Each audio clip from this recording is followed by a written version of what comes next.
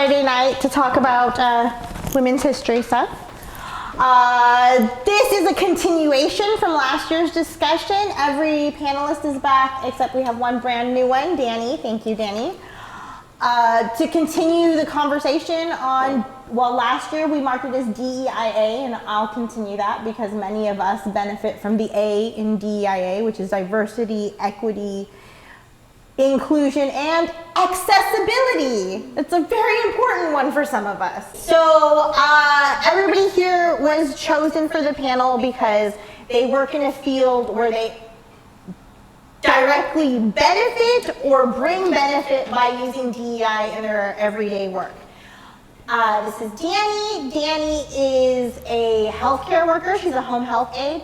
And she's also a teacher, a teaching artist for On the Fringe Visual and Performing Arts. So Danny, if there's anything else you'd like to share with the group? Yeah, just speaking about home health aid, I work with people with developmental disabilities. And my job is pretty much to like take them out to the community and like pretty much have live a normal life, because a lot of them, their families don't come to see them, and it's actually really, really depressing. So like one of my clients, his name is Arnold. I've been working with him for 3 years and I have not seen out one family member come visit him. And he's my age, he's really young. So we go out, we go to the library, he likes to go on walks, he likes to go to restaurants, and like he wants to live a normal life and not be looked at because of his disabilities. So that's where my job becomes rewarding. I have another client who is also disabled, but more on a severe field. When he gets mad, he gets extremely violent. A lot of people quit because they don't want to deal with that. But me and him have a special bond. When he comes, when I come to work, he's like, "Oh, hi, Danielle, good morning. Can you feed me eggs?" And he's really, I love him so much. He's such a really sweet man. And yeah. Woo! The next panelist is Molly James Statz. She is the founder of On the Fringe Youth Theater and the current board president. She's also a volunteer here at the museum. You probably see her at all the events there. She also just won the Presidential Award for Volunteer Service for 4,000 hours of community service. So she won a Lifetime Achievement there. So Molly, is there anything you'd like to add? Yeah, I'm president of the board on Fringe, so I work with the youth group the most, and that's something we really pride ourselves on being very inclusive for, and I'm very proud of that.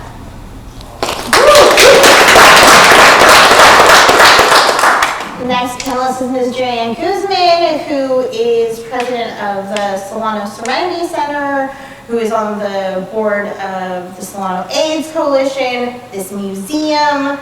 She's everywhere in the community. I'll let her tell you a little bit more. Yeah, Solano Serenity Center, we started 13 years ago this year. I'm the first transgender board member on the Vallejo Historical Museum board. I am also the treasurer. I sit on the board of 7 generations in the Tribal Council. I sit on the board of Solano AIDS Coalition. And I keep busy because I have a small business office, family-run business. And Serenity started 13 years ago because there was no services here for transgender individuals or even LGBT people to actually go see a doctor and not feel intimidated. So that's where we started it from. My co-founder was Melissa Mendoza and Patrick Mock, we used to call him Patty Cake, and Emma Vallejo. So we started it and been very successful.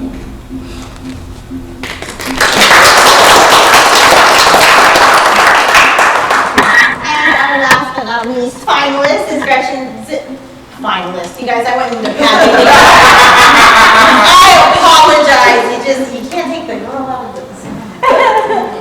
Our next panelist, Gretchen Zimmerman, who you all probably know as a writer for the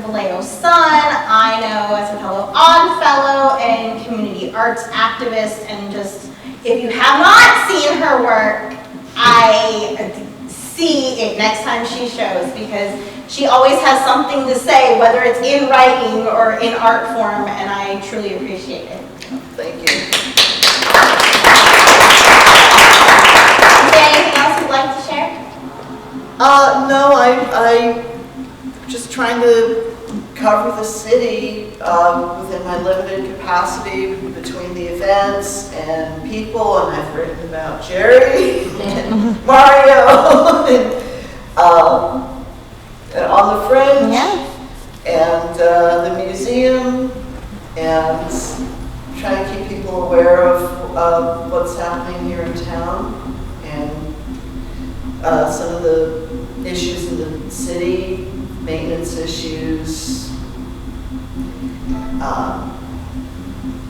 Yeah, so it's been a very interesting second career for me, though, getting involved with the Sun. I kind of didn't plan it, and that's exciting, but there's a lot to do. So, yeah. Well, thank you all for being here.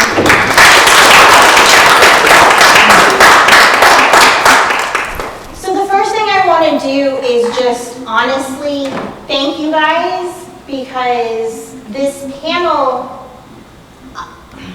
I work with a lot of different political organizations, as some of you guys know. And one of the things that happened a lot this month was getting panelists to actually come out and speak about certain things. It is a wild time to get in front of the public and speak about things. So I want to thank each one of you for coming out here and being a public face to speak about something that so many people are very shy about at the moment, no matter how necessary it is. So I just really wanted to start that for everyone here. Thank you for being part of this conversation. So the first thing I want to do is, that being said, we had a very interesting conversation last year about our hopes, our dreams, our wants to expand, that we were all women who were out there trying to add more seats to the table. Currently, that table has been taken away. There has been an executive order that said that DEI is no longer the law of the land.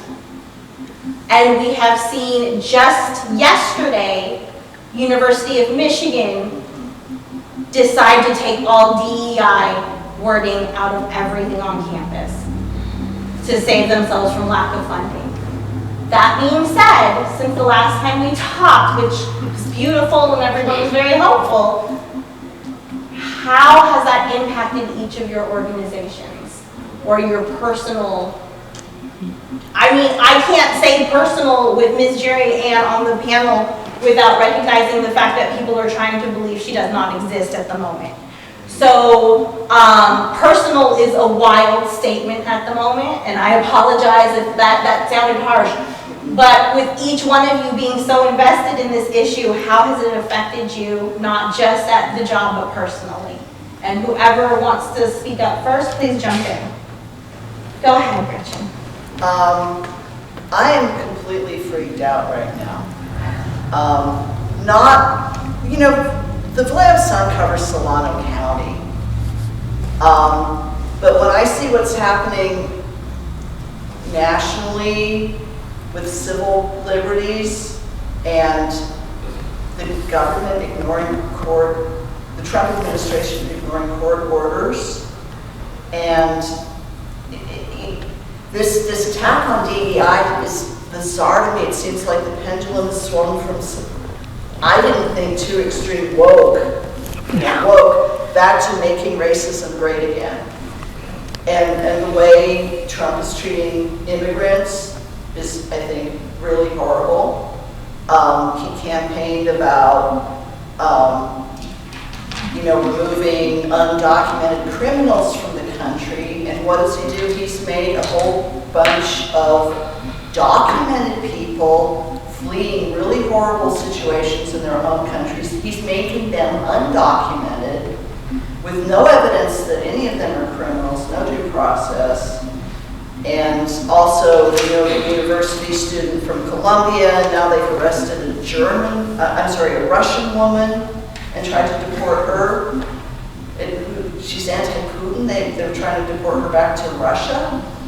And, you know, these guys are the easy targets.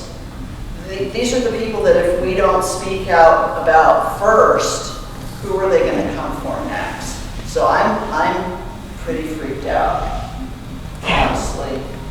And I could go on about why aren't the Democrats speaking up, but I'll let somebody else talk. Yeah. Let me first say, I'm second generation on my grandmother's side here in the United States. My grandmother came here with Pancho Villa, and I'm very proud of that fact. I'm extremely proud of that fact. My family were fruit pickers in Santa Barbara in the early 1900s, 1920s. My dad came from that life to become a nuclear engineer on Mare Island, one of the very first Hispanic nuclear engineers in the nation. My mom's family fought in the Revolutionary War on both sides. I've got a lot of invested in. What's happening right now is extremely political. I just got a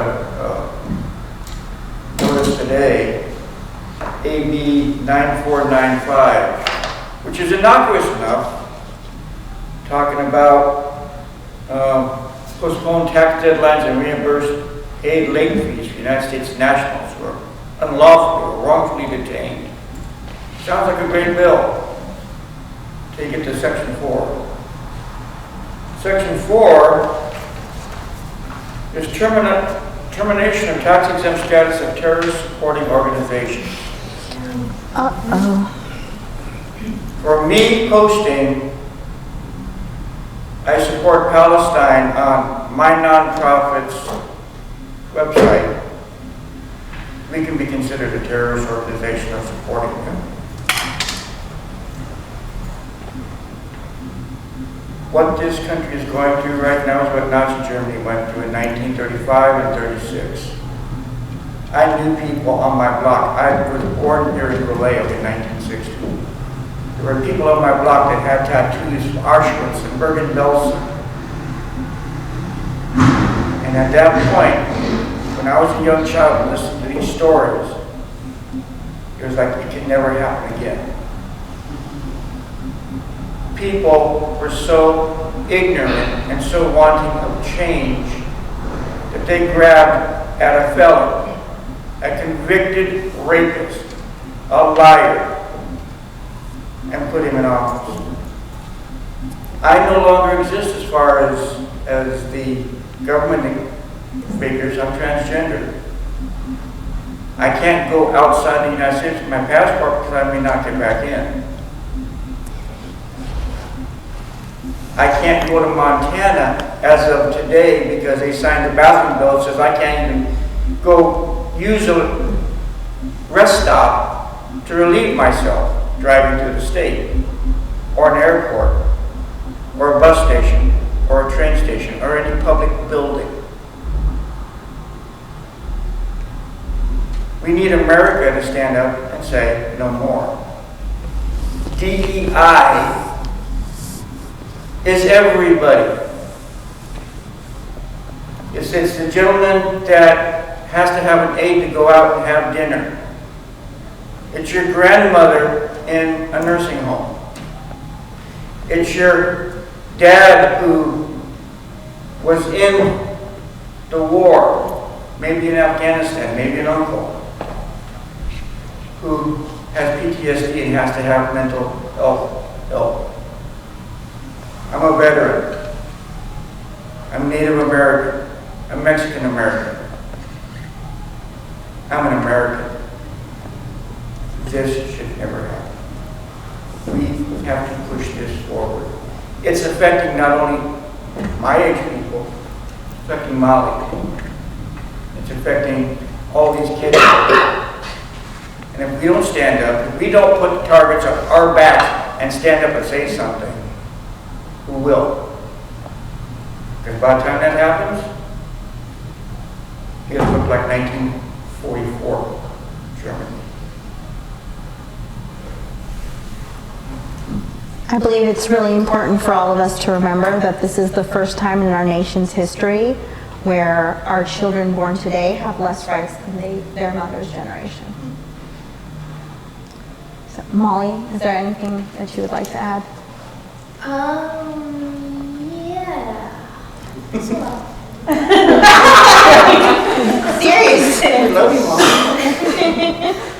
But I guess on a professional level, how I'm feeling, I mean, working with kids for the majority of the year, I mean, I've known so many of them, like, I've grown up with so many of them, and, you know, a lot of them, their home lives, you know, aren't that great, and theater has always been like an outlet for people to discover who they are, and it's always been a very accepting community. And I don't know, it's just hard because there's so many, like you see so many students and they're trying to discover who they are and like how they feel in society, and right now you can just like tell they're scared. I don't know. On a personal level, I mean, just as a woman, it's kind of rough. Like, I just got my rights last year. I just turned 18. It's like, where did they go?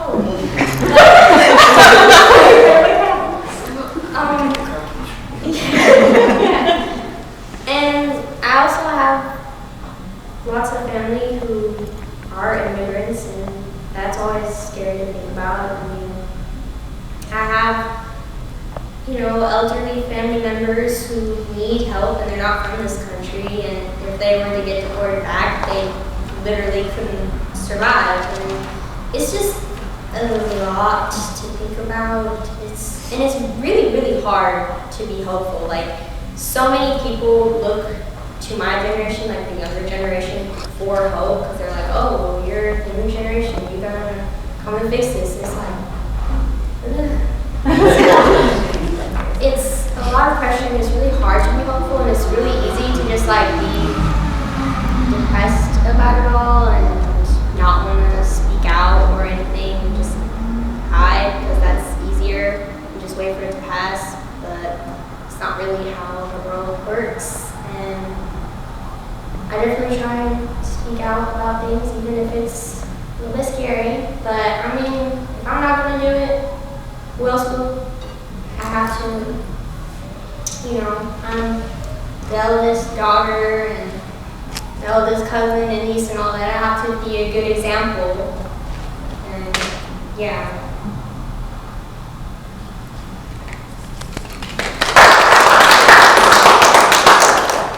Danny?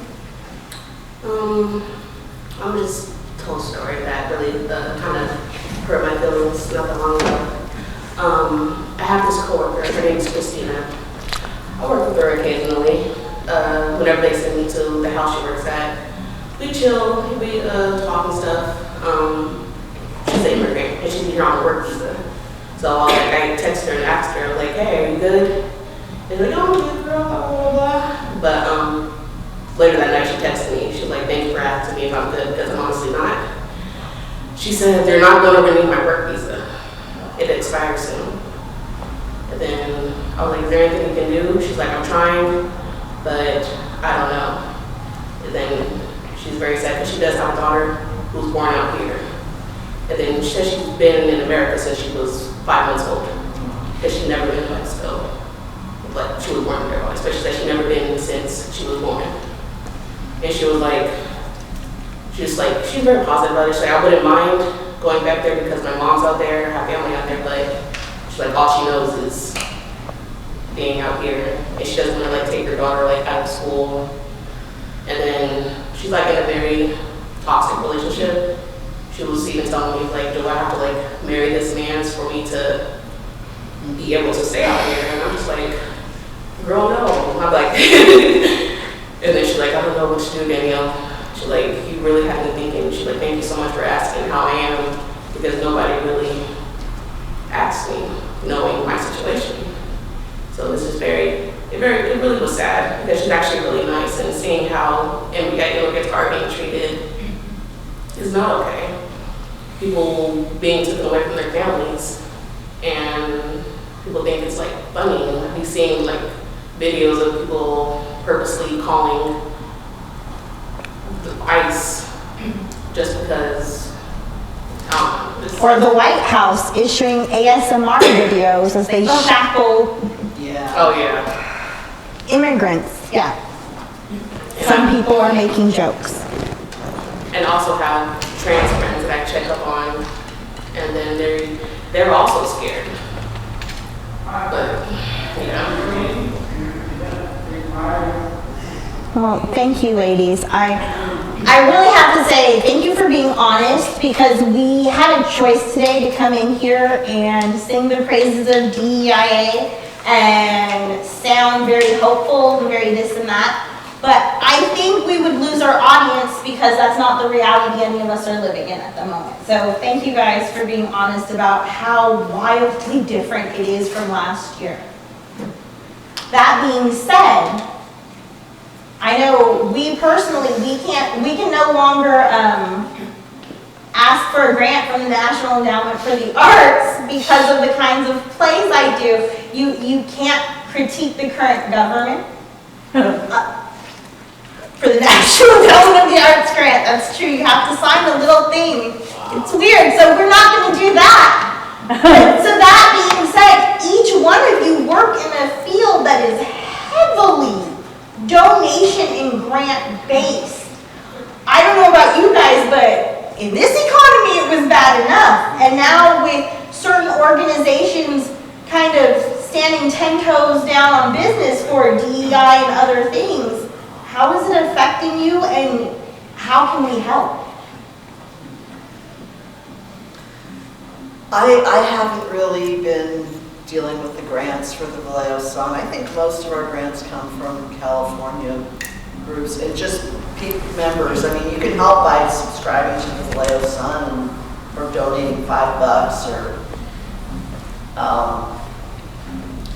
but I don't think we were relying on any national grants before. So of course that's out of the question now. Yeah. Way out of the question for us.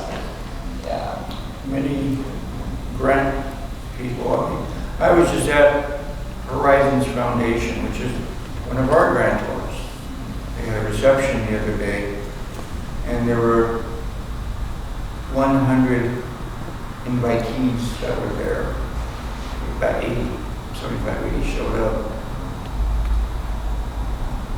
But even that foundation, which supports the LGBT in our area, pulled away from Giving Day because it cost them $150,000 a year. And a company out of Denver is supposed to be picking it up. So when you do Giving Day for the LGBT, it's no longer coming through Horizons. Mario, the one that you got your grant from for arts, House or whatever was the name of that? They stopped doing their grants now. They're not funding LGBT anything. Are they drying up? Yes. But the grants are majorly drying up. Is it going to stop our work? No. Serenity runs off volunteers. We've run off volunteers for 13 years. I've gotten 3 grants in Serenity, a $10,000, $5,000, and $20,000 grant in 13 years.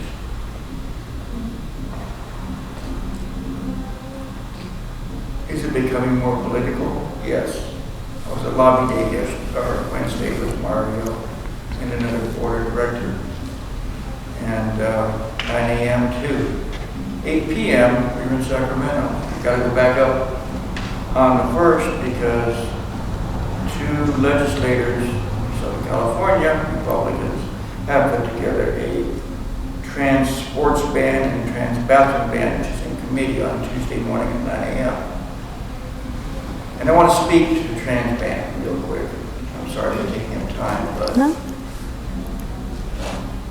in America, NCAA, which is the National Collegiate Athletic Association, has over 510,000 participants.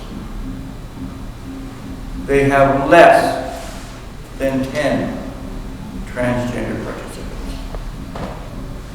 So this whole hullabaloo, White House on down, about men and women's sports, including with our governor, Newsom, Yeah. it's a cock and bull story, and I will say it that way. They're afraid of 8 registered athletes in a sea of 510,000 athletes. They're afraid of somebody who is on puberty blockers being in softball with Molly when she was in high school, playing a game with them, or an 8-year-old child going out for flag football. If you want to demonize us, come after me, please. Don't go after the children. Don't go after those that can't protect themselves. Because that's all this administration is doing. They're taking funding away. Oh, Columbia University, you've got to do this, this, and this to get your $400 million back. They gave. The lawyers that they lost their security clearances. Oh, give us a $40 million donation and you can have your security clearance back. That is a grifter. That's who's in our White House. And Elon Musk is no different. He got $38 million in a contract, or $38 billion in a contract for national defense. He lives off of government contracts. What's he doing in there with his computer keyboard? Maybe setting a stage so he can get contracts forever. This government is illegitimate. This government needs us to say no more. Because we have to have our funding. We have to be able to help those who can't help themselves. They want to fall back in the Bible, read 2,000 verses in the Bible about the poor and the homeless and the helpless and immigrants. They want to espouse, but there are 200 different versions of Christianity in this country. 200. You know, King James, who did the most complete version of the Bible, was gay. Thank you very much. Yes, I hope that goes out to the website. I was like, and that was your soundbite, ladies.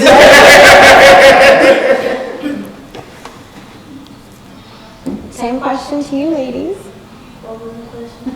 I think we've lost the thread of the question. How is funding Oh, for flood your does this one. organization?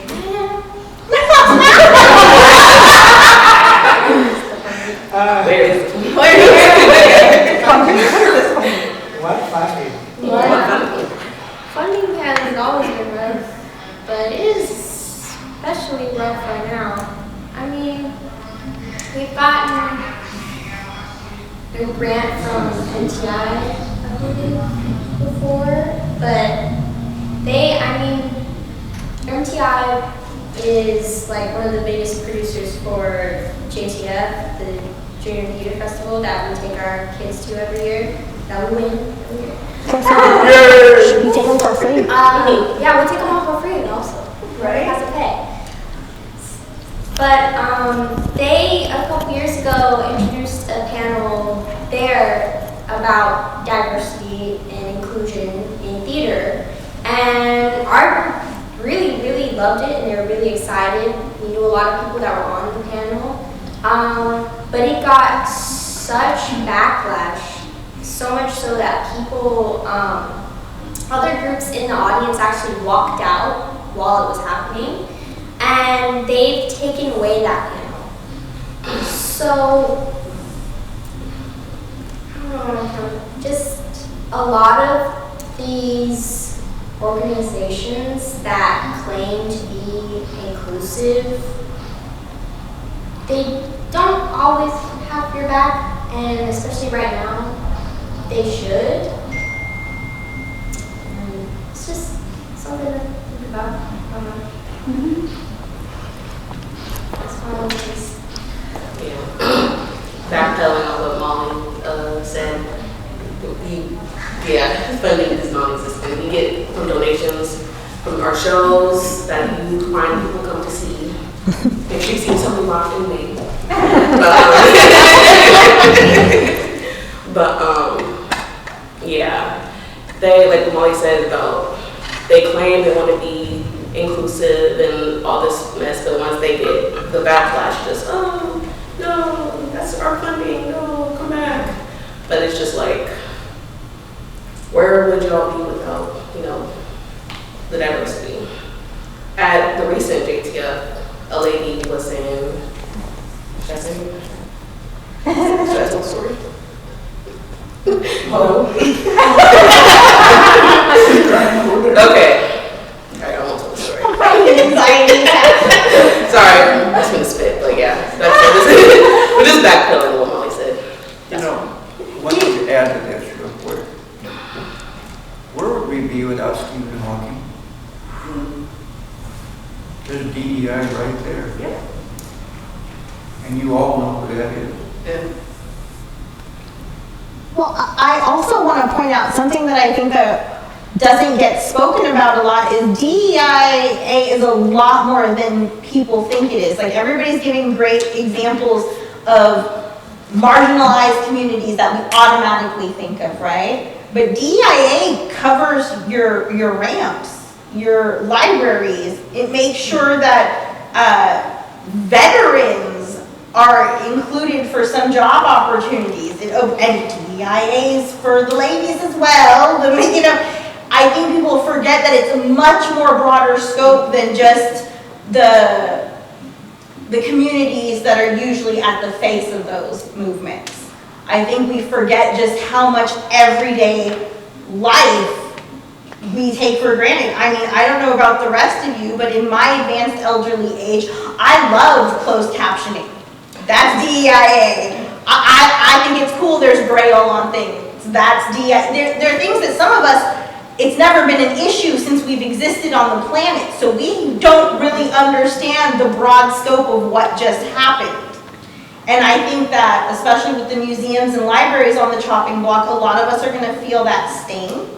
So I'm going to ask that everyone who can hear the sound of my voice, remember that if you feel frustrated about something and you're nervous about it, small acts of resistance kick tush, guys.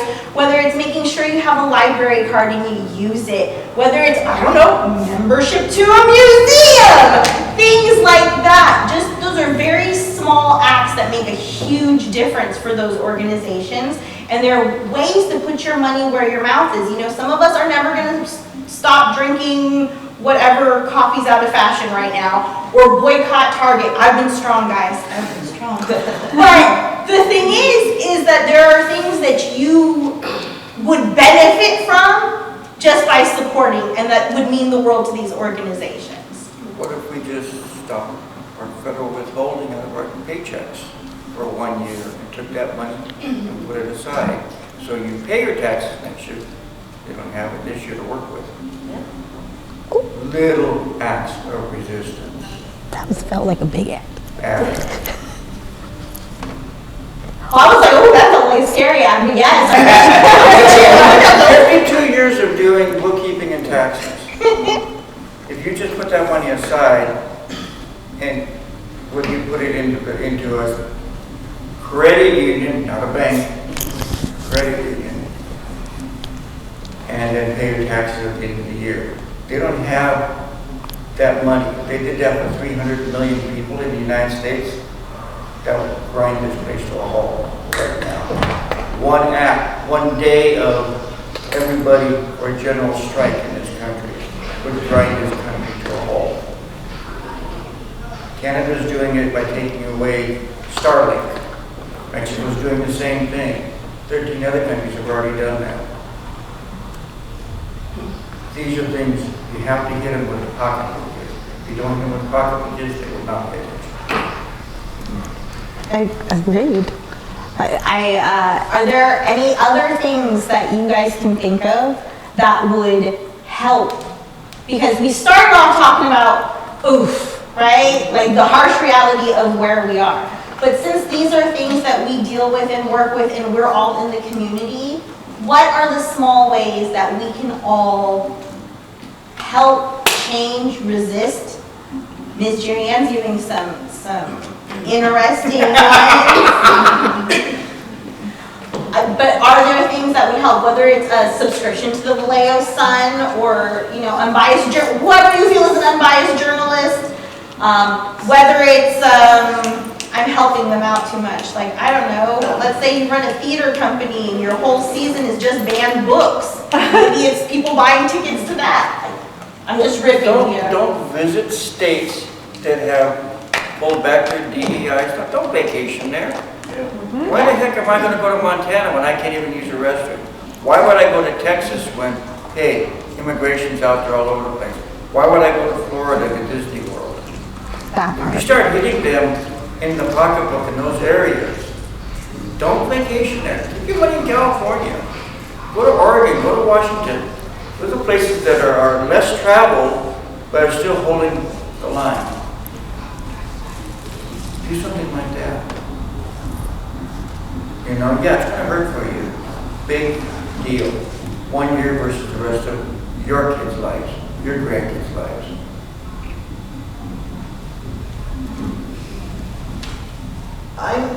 I've been thinking about how do we break into the Fox News bubble? How do we reach people who think this is all great? Like they just believe the headline of what they want to see. Oh yeah, he's supporting criminals. What's wrong with that? Don't really understand what's really going on. And I don't have relatives in that condition to talk to, but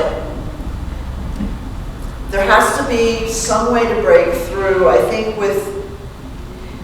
actually what I'm exploring is like personal stories, like show real people who've been hurt by these policies, rather than talk like a politician. It's what one journalist I used to work with called the worm's eye view reporting. But, how do you get people to see that stuff? That's one of the ideas I have. I like the tax revolt idea. You have to convince people they're not going to get their house seized and lien on their house and their credit rating trash. You're still paying everything, but if you are not required to pay withholding every paycheck. You're required to make sure that your paycheck the withholding is taken care of in here when you file your income tax. Okay. So for most people, let's say in a $70,000 income bracket, you're going to pay about $14,000 to $15,000 in income taxes over the year. If they don't have that all year long, 300 million people, okay, what's going to happen? If you don't go to Six Flags over Texas, or if you don't go to the Grand Canyon, you don't go to these other vacation spots and spend your money and help their tax base, their sales tax bases, their whatever else. Now you're hurting the economies. I mean, in Maine right now, the tourism at this one beach resort is down 90% because they rely on Canadian travel. Canada says, no, we're not going there. All the shops along the Canadian border are now not accepting American currency. So except anybody else is American. What's that do? If you start saying you're not going to do this, don't buy that new TV this year. Don't buy that new car this year. Make your car last one more year, maybe two, okay? Put the pressure on financially. That's the only way we're going to make a difference. Because we can scream in the streets all we want. once it gets violence, he can say, oh, martial law. And we are in a world of hurt. But if we do it economically, they're not expecting that because America is a land of excess. How many cars do we have in the family? How many TV sets in the house? How many times we upgrade our phones? Okay? You don't do that. You scale back. I mean, the Native Americans on the Dene Reservation have been living without access to clean water since the 1850s. They have to truck their water in, or they have to go get jugs of water. They don't have the modern stuff that we have. If we just cut that back, 10% a piece, you do it that way. Yes, we support California. Yes, we still bear California tax. Yes, we do everything here. But don't do it out everywhere else. Don't take that trip to New York City. You know, because the airlines travel. Keep it here, keep it local, keep it small. Buy groceries from the corner market, La Tapatia, you know, 2-day orders here in Vallejo, mom and pop shops. Don't spend it at Walmart. Don't spend it at Smart and Final. Don't spend it at Kroger. Those things make a difference. And every one of us, at least we can do that much. And I'm sorry, but I think that's what we have to do. I think that's going to be the only way that we're going to get them to look at things. Again, DEIA, accessibility. You know the street lights you have out here? The wattage on the light bulbs? They're set at a certain rate so you can actually see what you're doing and walking down the street. What did we start with? Gas lamps? Okay. So people who have a hard time seeing can actually see where they're walking. Curbs on the sidewalk. All these little things that we take for granted every day are DEIA. It's not just people. It's accessibility. We have to stand up, all of us. I know it's like I'm preaching, I apologize. But I don't want to see my brother Mario end up back in Mexico. I don't want to have to go get dual citizenship to go to Mexico if I have to leave the country I was born in, the country I served. That's not who we are. And we need to make Washington, D.C. understand that once and for all. Yeah, agreed. Just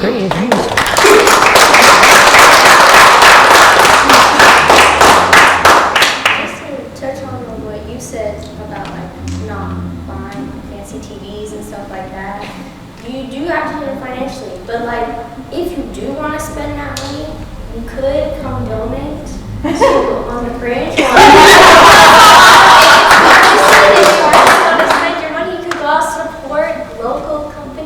That are here to support you, you know?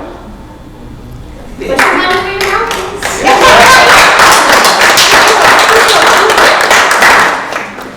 Can I add that buying used items when you buy somebody's selling a used TV or something, then you're putting the money back into that local economy and not into the big company. Yeah. So if you need a new car, you know, buy a used one or whatever you're buying. Yeah, it's wild how much people have just sitting in a garage sometimes. You go to garage sales and it's a brand new something that they've been bought for years. So I'm gonna switch gears again. Sorry, you guys. So one thing that it is Women's History Month, the whole reason why we've got an all-female panel going on up here is because we want to think about this year's actual theme. I know we're continuing last year's conversation, but this year's actual theme is about legacy, right? And about mentorship. And each one of you I see in real life be mentors to people around you. That being said, at this moment of uncertainty in life, if you could speak to one female mentor that you had, and ladies, while moms are great, and if you feel compelled, please think of somebody besides your mom. I mean, give a shout out to mom. I would never, I have 4 kids. I'm gonna say always give a shout out to mom. But, you know, really think about somebody who maybe is doing the same kind of work that you do, maybe somebody, a teacher who inspired you to kind of move forward in this. Like, who would it be and what would you hope to discuss with them? Because I don't know about you, but just today I was on the phone with my mentor, Helen Greco, former president of the National Organization for Women.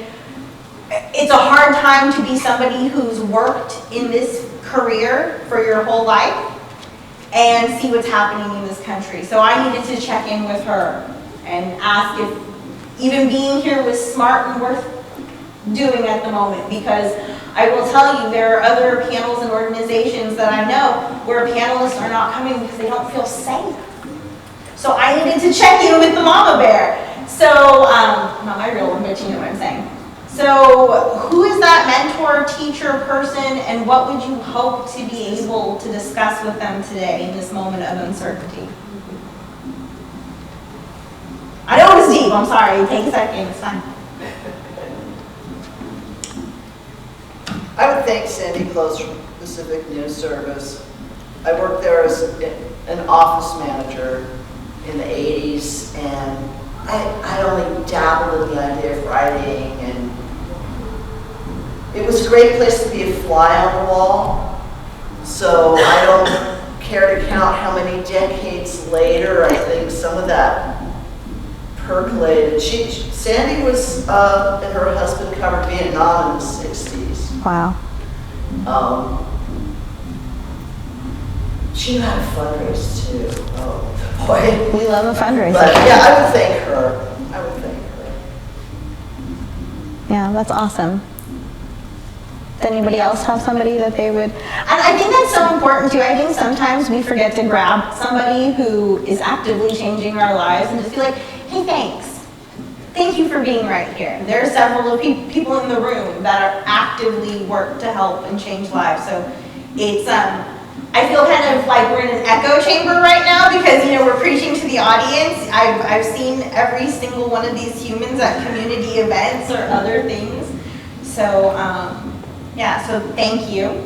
Thank you for reminding me that sometimes those 2 words mean so much and can ground the person saying them. That was really, I don't know, it touched me what you said, Kristian. I really like that. You know, I want to say it's the women that have been around me during my transition. And I mean all of it, from Courtney to Melissa to Veronica.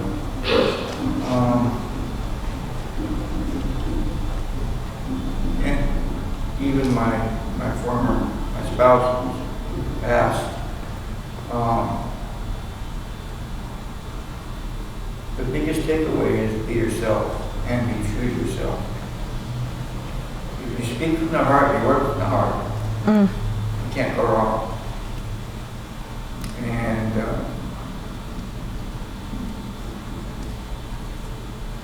I've been in low times. I've been in a lot of low times. But those women have been there to pick me up and say, brush it off and move on. You know, take care of yourself.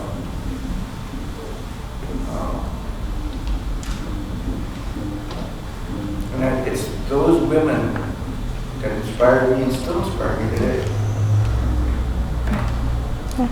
Sisterhood is so important. It will get you through so much. I'm glad you have that. Wally, Danny, do either one of you guys have? Well, you said not my mom, so I'm saying I mean, we can give you an exception. I just don't want four. My mom. And I was trying to open. What if I wasn't gonna say you? I mean, I don't really know if they count as mentors, but I don't know. I really love my students, guys. They inspire me so much, and I don't know. But they're just so like, the whole group as a whole just like uplifts everybody, like nobody's excluded, and you know, it really just feels like a second family. And I don't know, they always inspire me, even from like the 7-year-olds to like the 17-year-olds. I don't know, I have to be cheesy for a second. It's a good answer. For me, I would have to say her name was Elizabeth Van Patten. She was my client I had 4 years ago. She was a 98-year-old lady who was on hospice. And whenever I had worked with her, it was always a good time. She used to always tell me stories. When I first got there, I kind of judged with like discovering Trump just became in office, so I thought every person in now be voted for Trump. But no, I met our children. They were actually local people. They were really anti-Trump. Like, no, we don't like that man, that's him, blah, blah, blah. And one day, Miss Elizabeth, she was like, told me to like find, like, she had 4 diaries. And then she told me, like, just, it's in the attic, can you just look? And I was like, oh, there's so many spiders in there. Like, I got them. And I gave me permission to read her diaries. But I think it was her second diary.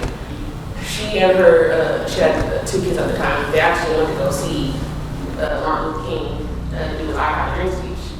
Wow. And I asked her about it, and then she was like, oh yeah, I just want to, I have a bad memory, but that was like one of the things I vividly remember. There was so many people there. That man was such a good man, and I was so sad when he died. And me and we were really close, and I was actually there when she passed away. She took her last breath. It was just me. And her daughters she actually came to a couple shows. Yeah. Yeah, and she was like, just thank you so much. You were like the right person to be there when Mom died. And I'm always thinking of you, forever grateful for you, Danielle. And then, as I said, her and her family really touched me, really. And then me and her still keep in contact, her daughter. So yeah.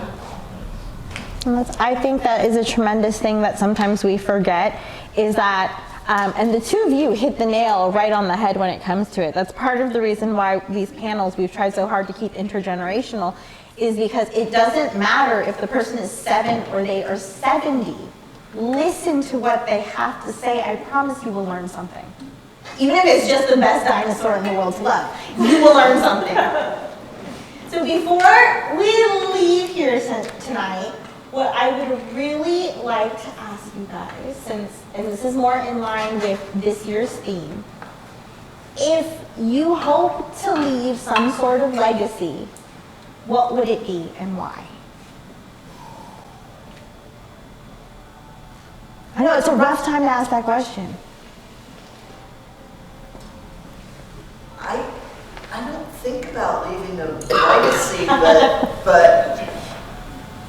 I would like to help wake people up. Well, so, see, I think sometimes people think legacy and we hear ego in that, you know what I mean? We think about, oh, well, I think just, how would you have liked to have left your mark? How would you like to have changed the world in just your little way? Yeah, give people a new perspective. Yeah, that's valid. And information that can help them make good, informed, and ethical decisions. Yeah. Which we're lacking a lot of ethics right now. That's an understatement. I will not do You know,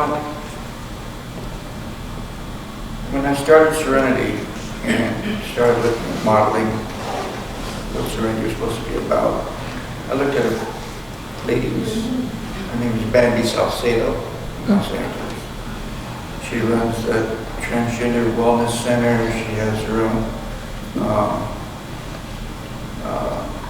nonprofit org, which is a huge one on Wilshire Boulevard. I mean, it puts a lot of places to shame. But over the years, I've come to realize Serenity's more like Marsha Johnson and Sylvia Rivera were doing one person at a time. If we can help one person, and that one person helps somebody else, that's what I care about.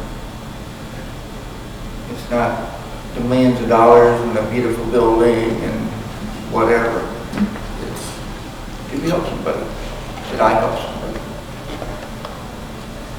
That's it. It's beautiful. Molly? My legacy? Well, I don't know about legacy, but I guess what I hope the people that I interact with throughout my life would take away is just, be unapologetically who you are and really don't stay quiet, because it's so easy to. But yeah, no, you have to take up space, otherwise nobody will give it to you. So I just hope people take away that. Good. That's good. Danny? Like I said, I'll say legacy. How did I'm just like backpedaling on what Molly said. Just be like unapologetically, just have confidence. Like I always tell the students, just be confident. Like be like, and don't let nobody walk over you. Yeah. People say I'm instigated, and I was like, no, I think they stand up for themselves. But no, like I always tell the kids, just be confident. And they're like, oh no. Like you're a baddie, just be confident. And then yeah, just be confident, be unapologetic, don't take any mess from nobody. There you go. Yeah, okay, so I want to thank you guys. I also want to tell you guys that so many of the things that you were concerned about and worried about when it comes to understanding and all, last week's panel were all teachers, and I think that's where a lot of these issues get solved, is letting real education reign over the land again. So when that goes up on the website, check it out. It might inspire you guys a little bit, knowing that there are teachers in the classroom trying to be there for their students in this uncertain time. And I just want to seriously thank you all again. And if there's anything that you feel moved to say before we leave, please do that. I know that currently the world is kind of a crazy place, and you're not sure when the next time somebody might hand you a microphone is. So please feel free to. If not, then you just all have a lovely night. Don't get discouraged. If anything, get angry. Make a change. Know what's right for you. We're getting bombarded 1,000 times a day with news reports. Remember, his executive orders are not laws. Congress makes law. He doesn't. He makes suggestions. And this too shall pass, but it's going to be up to us to which direction it's going to go. Yeah, no, I can't agree with you more. I just want to thank you all for coming. If you guys have questions for our panelists, they may stick around for a second. They're people like that. And I also wanted to tell you that I know that you came in expecting a DEIA panel and to maybe hear a lot of information about that, but at this moment in history, we can't talk about that because we're not allowed to. Like, we can only talk about the we're talking about it, but you get what I'm saying. Like, the conversation we had supersedes that one. So because we can't keep functioning in that field and broaden it if the world around us is trying to shut us up. So thank you all for staying and participating and being just a cool audience, being engaged. And thank you ladies again for this Friday night.